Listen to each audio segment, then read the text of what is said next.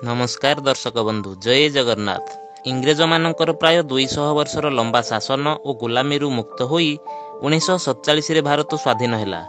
इंग्रेज माने जेतेबेले भारत को छाड़ी जाइथिले सेही समय रे भारतर स्थिति किछि भल नथिला, किंतु स्वाधीनता मिलिबा परे भारत रे स्वाधीन समयर एमिति एक समय आरंभ हैला जेउठारे देश अनेक उत्थान पतन देखि अछि। 1960 पर्यंत मध्य भारतर स्थिति सेमिति किछि भल होई नथिला। एहा परे धीरे धीरे परिस्थिति किछि सुधरिबा आरंभ हेबाकु लागिला। सुतरां 1970 आसु आसु प्रत्येक क्षेत्र रे किछि ना किछि परिवर्तन हेबाकु लागिला। एही वीडियो माध्यम रे आज आमे देखिबा कि 1970 समय बेलकु भारतर स्थिति कौन थिला, सेते बेले केते महंगा थिला, आउ सेते बेले माने आज को 50 वर्ष पूर्वे आम पूर्वजंकर जीवन जापन शैली किपरि थिला, सबु किछि एही वीडियो रे विश्लेषण करिबा। बंधुगण, एही परि आम इतिहास सहित जड़ित वीडियो देखिबा पई आमर एही चैनल को सब्सक्राइब करि रखि थांतु। बंधुगण, सेतेबेले 1966 रे श्रीमती इंदिरा गांधी भारतर प्रधानमंत्री थांती। देशर परिस्थिति किछि ठीक नथिला। आर्थिक और शिक्षा क्षेत्र में मध्य देश बहुत पछरे थिला। एही समय रे भारतर लोकसंख्या पाखापाखि 55 कोटी थिला। लोकसंख्या कम थाई मध्य लोकंक पाखरे सेमिति किछि सुविधा नथिला। लोकंक जीवन शैली अति साधारण थिला। लोकंक पाखरे रोजगार कौनसी साधन मध्य नथिला। जहा किछि स्वल्प साधन थिला सेथिरे ही लोके निजर जीवन अतिबाहित करुथिले।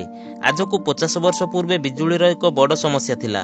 तेणु संध्या हेबा क्षणी गाँ गुड़िकरे अंधार खेली जाउथिला। सेथिपाई लोके संध्या हेबा पूर्वरु निज निजर काम सारी सोई जाउथिले। सेही समय रे लोके आलोक पई लंठन किंबा डिबिरी बतीर व्यवहार करुथिले। समस्त प्रकार असुविधा सत्वे मध्य लोके शांति रे जीवन जापन करुथिले। लोकंक मध्य स्वार्थपरता नथिला। सेतेबेल समय रे अधिकांश लोक गाँ रे रहुथिले। आजिका समय परि सेतेबेले जंत्रपातिर जुग नथिला। माने समस्त काम हाथ रे ही करिबाकू पडुथिला। आजिर समय को जदि देखिबा प्रायतः समस्त प्रकार काम पाई मनिष आधुनिक जंत्रपाति बा मेसिन उपरे निर्भर करुअछि। आधुनिक जंत्रपाति नथिबा कारणरू लोकंकु अधिक परिश्रम मध्य करिबाकू पडुथिला एवं रोजगार कम हेउथिला। रोजगारर माध्यम कहिले लोके कृषि उपरे ही निर्भरशील थिले। गाँ गुड़िकरे अधिकांश लोके यातायात पाई बलद गाड़ी किंबा घोड़ा गाड़ी व्यवहार करुथिले। किंतु एही समय रे लोके आजिर समय तुलना रे अधिक सुस्थ रहुथिले। आजिर समय रे हॉस्पिटल गुड़िकरे जेउ भली भाबरे भीड़ हेउछि सेतेबेले किंतु सेपरि किछि नथिला। आउ गोटिए कथा हैला कि सेतेबेले एते मात्रा रे जानबाहन किंबा कलकारखाना नथिबा कारणरू परिवेश एते मात्रा रे प्रदूषण होई नथिला। एबे जेउ भली भाबरे अधिक जनसंख्या और विभिन्न कलकारखाना कारणरू जमी कम हेउछि, किंतु आज को 50 वर्ष पूर्वे घंच जंगल और बड़ बड़ पड़िया देखिबा को मिलुथिला। लोकंक मध्य रे जमी पाई लोभ मध्य नथिला, किंतु एबे छोट खंडे जमी पाई लोके परस्पर मध्य रे लड़ाई करी जीवन नेबा को पछौ नाहंती। एबे कथा हेबा आज को 50 वर्ष पूर्वे भारत रे महंगा केते थिला। आजिर समय रे प्रत्येक जिनिसर मूल्य एते बढ़ी गलानी जे साधारण लोक साधारण भाव चलिबा पाई मध्य कष्टसाध्य हेउछि। किंतु आज को 50 वर्ष पूर्वे जदि से दिन को आपण देखिबे तो कहिबे कोन दिन थिला सेतेबेले। सर्वप्रथमे जदि आमे पेट्रोल डिजेल कथा देखिबा तो 1970 रे पेट्रोल लिटर पिछा 2 टंका एवं डिजेल प्रति लिटर पिछा 1 टंका रे मिलुथिला। एहार रेट एतो कम हेबा पछरे एहार डिमांड मध्य कम थिला, कारण सेतेबेले भारत रे एते मात्रा रे मोटर जान नथिला। सेथिपाई पेट्रोल डिजेल रो अधिक आवश्यक हेउ नथिला। आउ आपण जानिथिबे कि जेउ जिनिसर डिमांड न थाए तार मूल्य मध्य कम होई थाए। एबे देखंतु आजिर समय रे प्राय समस्त लोक सोना किनिबा पई आग्रह प्रकाश करूछंती। सेथिपाई सोनार चाहिदा मध्य बढ़ी गलानी। सेतेबेले जेउ सोनार मूल्य 10 ग्राम प्रति 184 टंका रे मिलुथिला ताहा आज 50,000 टंका रु अधिक। किंतु आउ गोटिए कथा हैला सही 184 टंका मध्य लोकंक पई बहुत महंगा थिला, कारण सेतेबेले रोजगारर सेमिति किछि साधन नथिला। तेणु लोकंक पाखरे पैसार मध्य घोर अभाव थिला।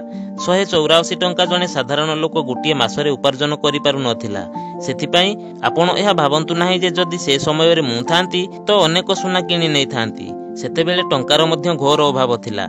जदि असल रे देखा जाए सेतेबेले जने लोकर हाराहारी आय बहुत कष्ट रे 100 रु 150 टंका मध्य रे रहुथिला। एबे देखिबा जने साधारण लोकर नित्य व्यवहार्य जिनिस मध्य रे कोन व्यवहार करुथिला आउ केउ जिनिस केते मूल्य रे मिलुथिला। एक डाटा आधार रे देखा जाए सेतेबेले खाइबा तेल 20 टंका प्रति लिटर एवं चीनी 2 टंका रे मिलुथिला।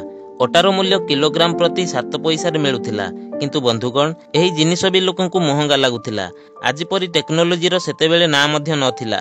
ଏମିତି ଜୀବନ ଯଦି ଆଜି ଆମକୁ ବିନା ଟେକ୍ନୋଲୋଜିରେ ବଞ୍ଚିବାକୁ କୁହାଯାଏ, ତ ଅଧା ଲୋକ ଟେକ୍ନୋଲୋଜି ବିନା ବଞ୍ଚିପାରିବେ ନାହିଁ।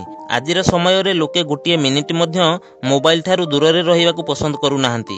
ପ୍ରତି କ୍ଷଣରେ ମୋବାଇଲ ସହିତ ଯୋଡ଼ି ହୋଇ ରହୁଛନ୍ତି। ଆଜି ଯଦି କାହାକୁ ପଇସା ଦେବାକୁ ପଡ଼ୁ, ତ ବ୍ୟାଙ୍କକୁ ନ ଯାଇ ମଧ୍ୟ ଗୋଟିଏ ମିନିଟ୍ରେ ଅନ୍ୟତ୍ର ସ୍ଥାନକୁ ଅତି ସହଜରେ ଟ୍ରାନ୍ସଫର ହୋଇଯାଉଅଛି। କିନ୍ତୁ ପୂର୍ବରୁ ଲୋକଙ୍କ ପାଖରେ ଆଜିକା ପରି ମାତ୍ରାଧିକ ବ୍ୟାଙ୍କ ସେବା ନଥିଲା କିମ୍ବା ଆକାଉଣ୍ଟ ମଧ୍ୟ ନଥିଲା। ପଇସା ଟ୍ରାନ୍ସଫର କରିବା ତ ଦୂରର କଥା। ଥରେ ଚିନ୍ତା କରନ୍ତୁ ତ, ବିନା କୌଣସି ଆଧୁନିକ ଉପକରଣ ଦ୍ୱାରା ଲୋକେ କିପରି ରହୁଥିଲେ।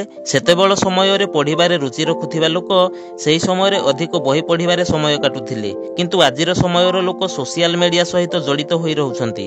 ଲୋକଙ୍କର ପଢ଼ିବାର ଆଗ୍ରହକୁ ସ୍ମାର୍ଟଫୋନ୍ କମଜୋର କରିଦେଲାଣି। ସୋସିଆଲ ମିଡ଼ିଆରେ ପପୁଲାର ହେବା ପାଇଁ ଲୋକେ କିଛି ବି କରିବାକୁ ପଛଉନାହାନ୍ତି। ସମାଜରେ ତାର ପ୍ରଭାବ ଯାହା ବି ହେଉନା କାହିଁକି, ନିଜର ସଂସ୍କୃତି ଓ ପରମ୍ପରାକୁ ମଧ୍ୟ ଭୁଲି ଯାଉଛନ୍ତି। ଏବେ ଆମେ ଦେଖିବା କି ସେତେବେଳର ସିନେମା ବିଷୟରେ, କି ସେ ସମୟରେ ସିନେମା କିପରି ଥିଲା। ସେତେବେଳର ସିନେମା ଷ୍ଟୋରି ହିଁ କଳାକାରମାନଙ୍କୁ ଷ୍ଟାର ବନେଇ ଦେଉଥିଲା। 70 ଦଶକ ବେଳକୁ ଓଡ଼ିଆ ସିନେ ଜଗତରେ ଅନେକ କଳାକାର ପଦାର୍ପଣ କରିଥିଲେ, ଯାହା ଓଡ଼ିଆ ସିନେ ଜଗତକୁ ଏକ ନୂଆ ଦିଗ୍ଦର୍ଶନ ଦେଇଥିଲା। 1973ରେ ଧରିତ୍ରୀ ଚଳଚ୍ଚିତ୍ରରେ ଆସିଲେ ଶ୍ରୀରାମ ପଣ୍ଡା, 1976ରେ ମହାଶ୍ୱତା ରାୟ, 1977ରେ ଅଭିମାନରେ ଆସିଲେ ଉତ୍ତମ ମହାନ୍ତି, ଅଜିତ ଦାସ ଓ ନାଗଫାସରେ ବିଜୟ ମହାନ୍ତିଙ୍କ ଭଳି କଳାକାର ଓଡ଼ିଆ ସିନେମା ଜଗତରେ ପାଦ ଥାପିଥିଲେ, ଯେଉଁଥିପାଇଁ ଏହି 70 ଦଶକରେ ଓଡ଼ିଆ ସିନେମାର ରୂପରେଖ ବଦଳି ଯାଇଥିଲା। 1976ରେ ମୁକ୍ତିଲାଭ କରିଥିଲା ପ୍ରଥମ ଓଡ଼ିଆ ରଙ୍ଗୀନ ଚଳଚ୍ଚିତ୍ର ଗପ ହେଲେ ବି ସତ। ଯାଯାବରର ବିତରଣ ଜରିଆରେ ଓଡ଼ିଆ ସିନେ ଜଗତରେ ବ୍ରଜରାଜ ମୁଭିଜ ପରି ଏକ ପ୍ରଯୋଜନା ସଂସ୍ଥାର ଅଭ୍ୟୁଦୟ ହେଲା, ଯିଏ ପରବର୍ତ୍ତୀ ସମୟରେ ଓଡ଼ିଆ ସିନେ ଜଗତ ପାଇଁ 40ରୁ ଅଧିକ ସିନେମାର ନିର୍ମାଣ କରି ଓଡ଼ିଆ ସିନେ ଜଗତରେ ବ୍ୟବସାୟିକ ଦିଶାରେ ଅନେକ ପରିବର୍ତ୍ତନ ଆଣିଥିଲା। 1986ରେ ନିର୍ମାଣ ହେଲା ପ୍ରଥମ ଓଡ଼ିଆ ଶିଶୁ ଚଳଚ୍ଚିତ୍ର ବାବୁଲା। ସେହି ବର୍ଷ ପ୍ରଥମ ମହିଳା ନିର୍ଦ୍ଦେଶିକା ଭାବରେ ପାର୍ବତୀ ଘୋଷଙ୍କ ଦ୍ୱାରା ପ୍ରସ୍ତୁତ ହେଲା ଚଳଚ୍ଚିତ୍ର 6 ମାଣ 8 ଗୁଣ୍ଠ। 1994ରେ ସିଦ୍ଧାନ୍ତ ମହାପାତ୍ରଙ୍କ ଭଳି ଜଣେ ଉଦୀୟମାନ କଳାକାରଙ୍କୁ ଦର୍ଶକ ପାଇଲେ ଶ୍ରଦ୍ଧାଞ୍ଜଳି ଚଳଚ୍ଚିତ୍ରରେ, ଯିଏ ଦୀର୍ଘ 2 ଦଶନ୍ଧି ଧରି ଓଡ଼ିଆ ସିନେ ଜଗତରେ ଆଧିପତ୍ୟ ବିସ୍ତାର କରିବା ସହିତ ପ୍ରତ୍ୟେକ ଓଡ଼ିଆ ସିନେପ୍ରେମୀଙ୍କ ମନରେ ଘର କରି ନେଇଥିଲେ। ବନ୍ଧୁଗଣ, କେବଳ 50 ବର୍ଷ ମଧ୍ୟରେ ପ୍ରତ୍ୟେକ କ୍ଷେତ୍ରରେ ବହୁତ କିଛି ବଦଳି ଯାଇଅଛି।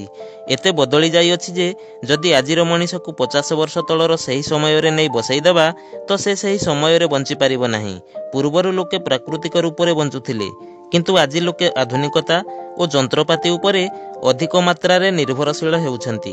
ଆଜି ଲୋକଙ୍କ ପାଇଁ ସମ୍ପର୍କର ମୂଲ୍ୟ କିଛି ବି ନାହିଁ, କିନ୍ତୁ 50 ବର୍ଷ ତଳେ ଲୋକେ ସଚ୍ଚା ଓ ଇମାନଦାର ଭାବରେ ବଞ୍ଚୁଥିଲେ, ସମ୍ପର୍କର ମୂଲ୍ୟ ବୁଝିଥିଲେ, ପରସ୍ପର ପ୍ରତି ଶ୍ରଦ୍ଧା ଓ ଭଲ ପାଇବା ଥିଲା।